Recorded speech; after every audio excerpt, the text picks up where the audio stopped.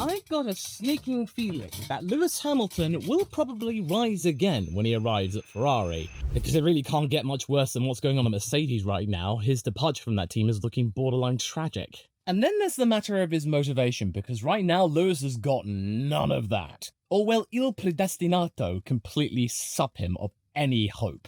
I don't think you need me to tell you that the situation over at the Silver Arrows isn't all that optimistic. Having seen some glimmers of hope and even winning his home race at Silverstone, it's become quite clear that the relationship between Lewis, his team, and Toto that has been lasting over a decade has effectively broken down to the point where, as Toto has put it, there is a shelf life on anything. Wow! Things have gotten really bad at Mercedes to the point where these two best buddies are basically shooting barbs at one another, and Lewis looks absolutely defeated, and Toto looks absolutely hurt. It's like, I can't believe Lewis did that to me. I thought we were buddies through and through for the rest of our lives. You threw it all away, Lewis. You had it, and then you threw it away from me. This relationship between Mercedes and Lewis was destined to come to an end at some point. Lasting over 10 years, that is extremely rare. Michael being one of the biggest examples of lasting that long with one team. And then there's the comments from Jacques Villeneuve, as he put in a recent interview, Lewis is merely seeing out his contract and that his head is squarely turned toward Ferrari. Say what you will about Villeneuve, but sometimes he does come up with a good take here or there, which is quite astute and somewhat relevant. After all, I'm pretty sure that he speaks from experience, Jacques, after what happened in 1998 with Williams, when it dropped up from its relative pace at being right at the front after Adrian Newey left for McLaren.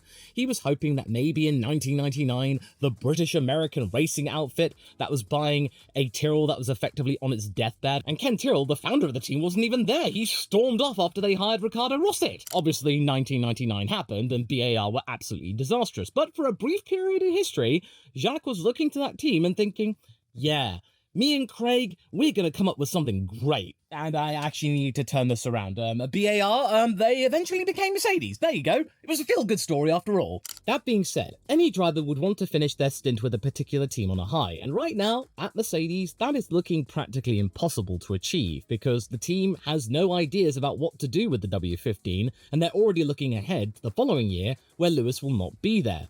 Except if there's some miracle where Lewis can pull off a blinder in the final triple header and win at least one of the races or take back his spot in the championship from his teammate George Russell. There has been talk about that little intra-team championship between them. Currently, it's one apiece, and at the moment, George has overtaken Lewis and it's going to be ending up 2-1. So, mathematically and statistically, George can have bragging rights saying that, oh, very good, I beat a 7-time world champion, go me. And after caring for a very long time, Lewis suddenly just doesn't care anymore because, well, he's got nothing. I mean, after the Brazilian Grand Prix, that was an absolute disaster. Most like it was a disaster for Mercedes last year, and for George especially. It inspired me to do my video about why I thought that the promise offered to George from Toto was completely and utterly broken, that he wasn't going to be the team leader of Mercedes after all. Well, wow, how things have changed in a year. But what makes this especially galling to watch is that you can compare Lewis's time of it to that of Carlos Sainz, the guy he's replacing at Ferrari, and clearly, Lewis has got the better deal. For the Spaniard, it's a completely different story. He's got every right to be angry or depressed about being kicked out of the Scuderia through no fault of his own. Now let's make this absolutely clear. Carlos is not leaving Ferrari due to a lack of results or anything like that. He's pulled off some fantastic moves and a couple of really historic victories. Let's not forget Singapore 2023. But then you do have to think about the defiance of Silverstone 2022, his first win. But you do have to think that even though all of the stuff is happening with Carlos at the moment, I think he will be fondly remembered by the Ferrari team, as well as the Tifosi, because he did a good job. And being a really good teammate, a solid one for Charles. But the one thing we do have to understand here is that when you compare Carlos Sainz, who has won 3 Grand Prix, to Lewis Hamilton, multiple world championships, star power to the nth degree that has never really been before seen in Formula 1, not even by Michael Schumacher. No, Carlos can't hold a candle. However, Carlos is taking the matter with good grace, relatively speaking, and even though he does admit it would hurt a lot if Ferrari won titles without him because he helped build up that team, he is proud of his achievements and he hopes that one day he can emulate maybe Kimi Raikkonen and find himself back in red, reunited with Leclerc perhaps in a couple of years' time, or if Charles leaves after 2027, maybe Carlos could come back to lead the team. I think this is a very, very good move because Carlos isn't burning any bridges here, and it's very clear that Ferrari are very appreciative of the work that he has done since he arrived in 2021, right off the back of the annus horribilis for any Ferrari fan. 2020, man, that was such a bad year for them. But I'm just glad that Ferrari's back on its feet, and Carlos had a part to play in it, like he was able to play some kind of part in McLaren's recovery back in 2019 and 2020. So I'm really glad that Sainz has got a place to call home in Williams, and I am really sad that he's lost his opportunity with Ferrari for the time being.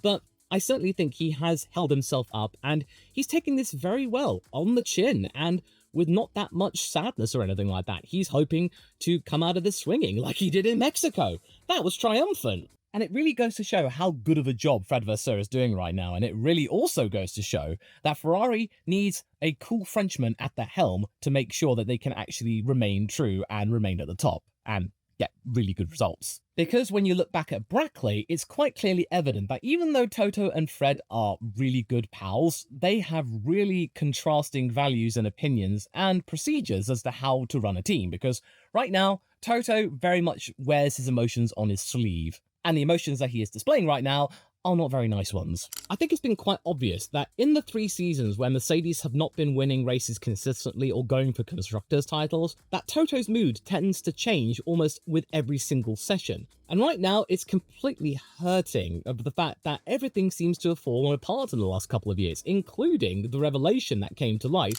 that the person who first got his alarm bells ringing about Lewis leaving was from Carlos Sainz Sr., Sainz's dad, himself probably mad about his son being axed despite his solid efforts. And then as Crash.net reported via the High Performance podcast, Fred apparently ignored Toto's questions via text about the subject. And then his suspicions were crystallized when he met with Lewis over coffee, and then he broached the topic, and Lewis was effectively like, yeah, I probably should tell you about that. He basically fessed up. That situation where he found out the truth, not from Lewis himself, but through a third party, and then having to stew on it for a couple of weeks, that was probably not a good feeling. And even though Lewis's contract was a 1+1 arrangement, and again, Toto had the whole thing about everyone has a shelf life, probably even him, probably even George, everybody does, not just Lewis, I do think that the relationship between them is now irreparable. And I do feel like Mercedes and Lewis are definitely parting ways. I don't think they're going to be coming back to one another in a couple of decades. I don't see Lewis becoming an ambassador akin to Niki Lauda.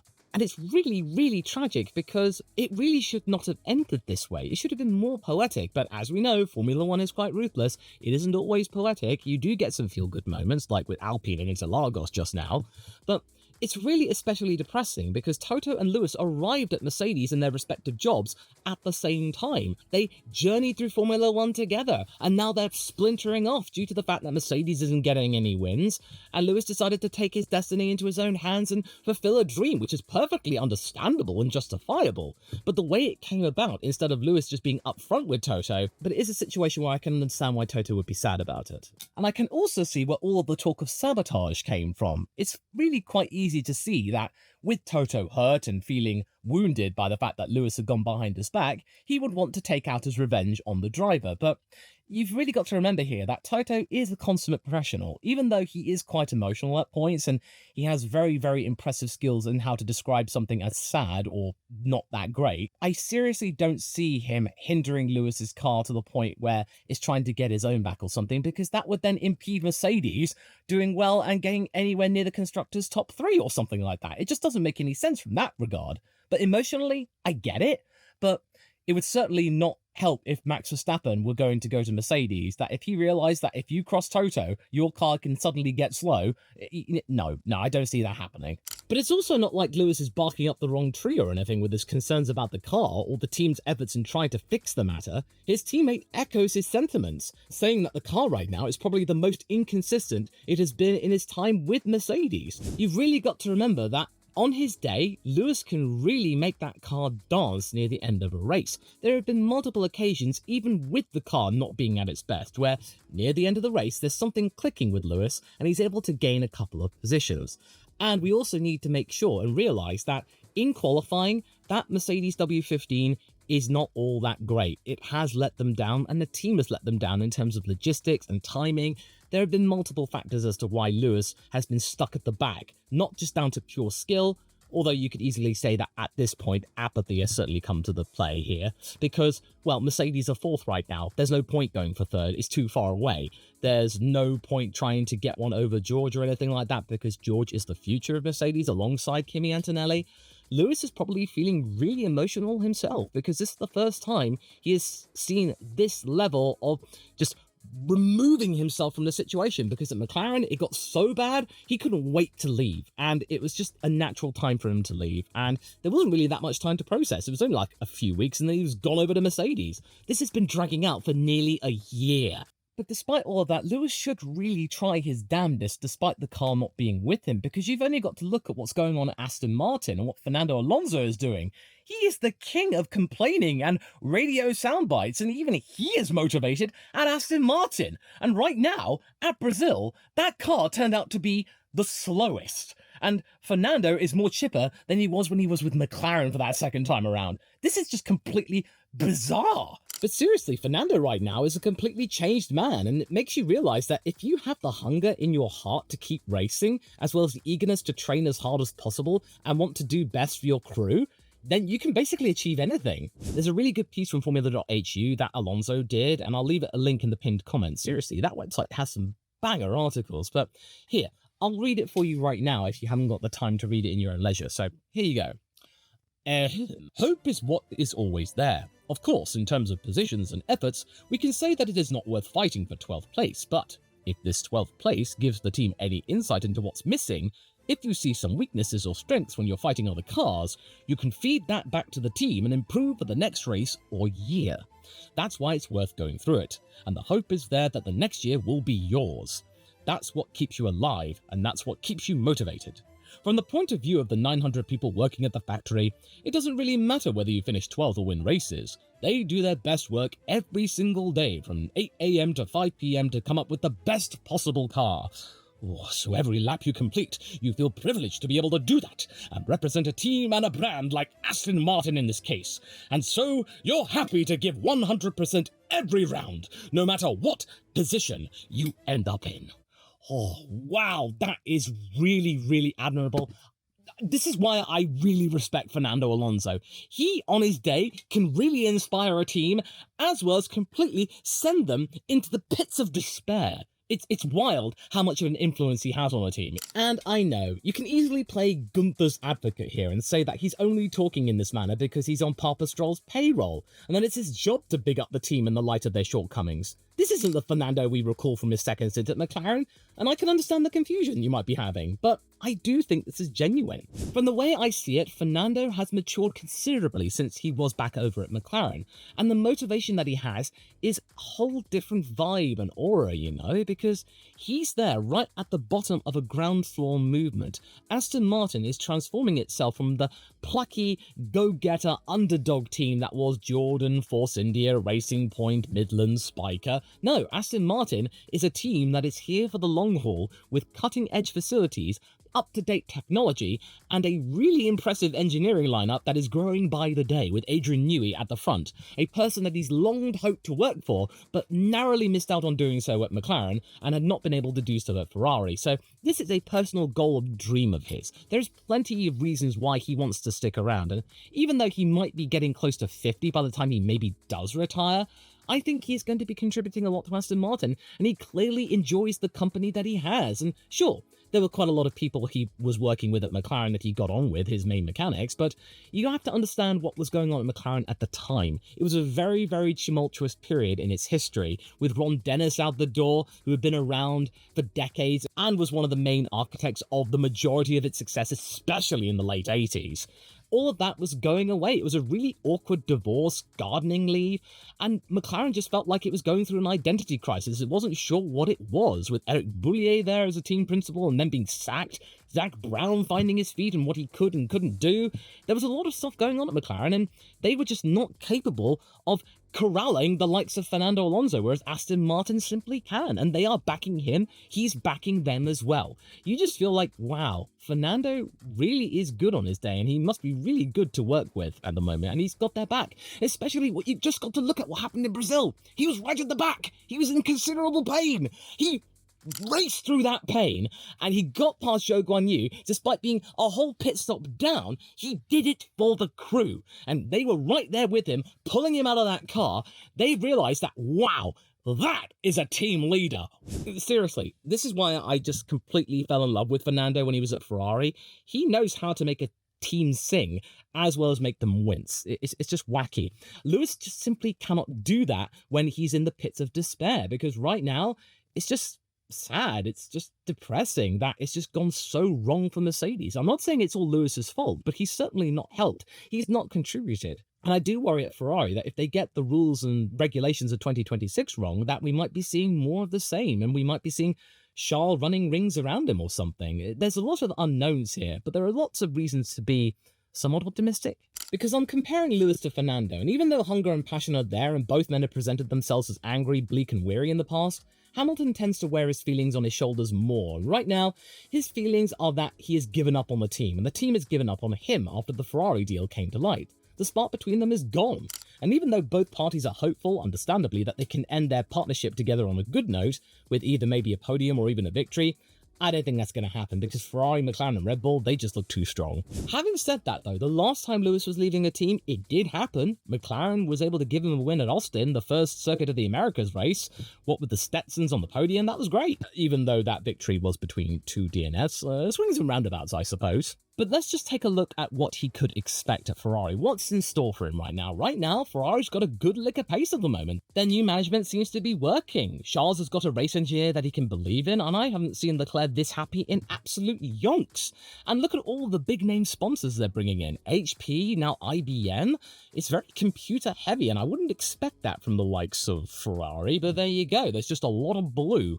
Blue, red, white, black. I mean, that's going to be a very interesting livery if they certainly go ham with that. Hopefully it's better than the Miami one. I mean, that was just depressing. But it does mean Ferrari will not be short of cash in which to invest in not only 2025, but also 2026. And it's quite evident that the spark will return for Lewis. There's too much to be excited for it not to happen. Put simply, Villeneuve is right. There is nothing going for Mercedes at the moment. There's nothing to fight for. So why even bother? I can understand that for Lewis, but in my own personal opinion, he really should be trying his best to try and keep a stiff upper lip and really end things on a good note, because right now it's just going to end up really awkward. It's going to go down in history as a really messy divorce in a way between two titans of Mercedes who have helped bring its own identity into the bigger picture here, to the point where Lewis leaving requires Mercedes to hire a fashion consultant. That's how much of an impact Lewis has had on that team and Formula One, where you have to be seen wearing the best, and that's why you get all these fashion influencers in Formula One going to all of these races where they don't understand the sport, but they make a really good picture. I mean, I'm not salty about it. It's great reach for Formula One and hopefully gaining some fans, but surely it couldn't hurt to just lend out one more paddock pass to this ladder man here, as well as some of you lot who know about the sport and care about it so deeply. There's plenty to go around, surely. But I think Lewis has got reasons to be happy, not just for the fact that he can now actually take some time to learn a new language, but also looking at what happened and how Ferrari were able to overcome a tricky upgrade path in the middle of the year. Their chief performance engineer, Jock Clear, states that the team finally has an understanding of how to not only maintain their good qualifying pace, but also be able to do well in the race as well. And when they're in a position that they're in the top few places, they're more often than not now able to maybe go for a podium or go for the win perhaps. Look at what Leclerc's been able to bring this year. For nearly all of his races, he's been able to keep that car in the top 5 and remain consistent, and that's why he's in 3rd place in the championship, even though that Ferrari car has not always been the fastest. He's gotten 3 wins, several podiums. It's been a really good year for Charles. This has been a year that Leclerc has desperately needed after a couple of tricky ones. 2022, when it looked like he could maybe sometimes go for the championship, or he was leading the championship and then it was just all for naught. 2023, reliability, losing downforce, massive bouts of unluckiness. That was just absolutely tragic for him.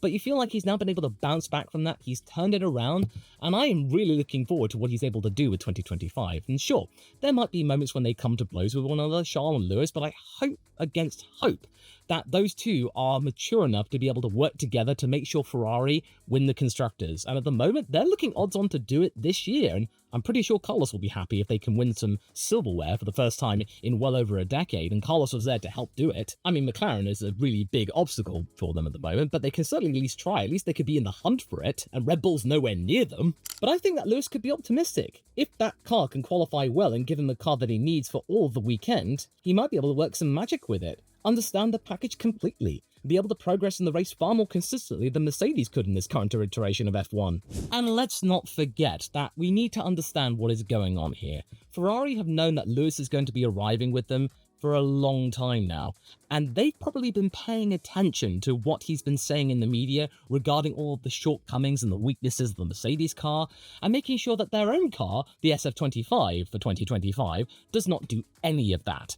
Lewis has been giving really coded messages, even though they have been actually quite overt in the wake of all of his frustration with this car not being able to do what he wants, because even George is saying that one lap it will do this, the other lap it won't do it, or it'll do something completely different. They can't get a read on it. Whereas with the Ferrari car, they seem to have a better understanding and they can actually read it. And I think if Lewis can just have a constant hymn sheet to be able to sing from, this could actually provide a really good championship campaign. I'm not saying whether or not he might be able to win it, but he can certainly be right up there and actually bag a few wins perhaps. And if he can get a Monza win to match Leclerc's too, then that certainly will be nice. But it does look quite bright for the Scuderia and for Lewis, because I don't think he can do any worse at Ferrari than what he's doing at Mercedes right now, because right now, Brackley's figurehead has basically given up on them, but for good cause though, so hopefully they can find a brand new figurehead in George Russell perhaps, or Kimi Antonelli for the future.